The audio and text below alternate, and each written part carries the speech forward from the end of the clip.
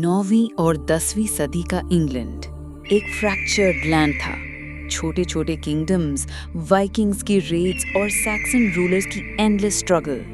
लेकिन एक नाम हिस्ट्री के अंधेरों से निकलकर लेजेंड बन गया, एथलस्टैन।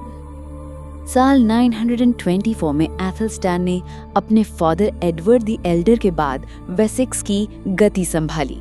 लेकिन उसका असली कारनामा 927 में हुआ, जब उसने नॉर्थम्ब्रिया के वाइकिंग्स को हराया और पहली बार पूरे आइलैंड को एक ही बैनर के नीचे ला दिया।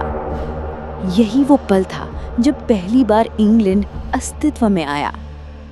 इसके बाद उसकी ताकत हर ओर महसूस हुई। चार्टर्स में सिर्फ इंग्लिश लॉर्ड्स ही नहीं, बल्कि वेल्स, स्कॉटलैंड और स्ट्रैथक्लाइव के रूलर्स भी गवाही देते दिखे। एथलस्टन सिर्फ एक राजा नहीं, बल्कि एक ओवरलॉर्ड बन चुका था। लेकिन उसकी सबसे बड़ी परीक्षा आई साल 937 में, जब ब्रुनानबर्ग की जंग छिड़ी। स्कॉटलैंड के किंग कॉन्स्टेंटीन, वाइकिंग वॉरलॉर्ड और नॉर्स आयरिश फोर्सेस ने एथलस्टैन को मिटाने की ठानी। इतिहास कहता है उस बैटल में 5 राजाओं और 7 अर्ल्स की लाशें गिरी, अनकाउंटेबल सोल्जर्स मारे गए।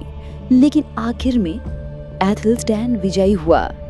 कुछ इतिहासकार कहते हैं एग्बर्ट या एल्फ्रेड द ग्रेट पहले किंग थे। एग्बर्ट को कहा गया था ब्रेट वोल्डा यानी ओवरलॉर्ड।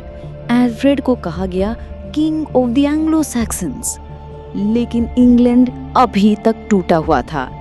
सिर्फ एथलस्टैन ने ही किंगडम्स को एक पॉलिटिकल बॉडी बनाकर वो आइडेंटिटी दी जिसे आज हम इंग्लैंड कहते हैं। उसकी रूल में लीगल रिफॉर्म्स आए, कॉइन्स स्टैंडर्डाइज्ड हुए, चर्च को रॉयल पावर के साथ जोड़ा गया और एक सेंट्रलाइज्ड सिस्टम खड़ा हुआ जिसने इंग्लैंड को एक नेशन बनने की ओर धकेला।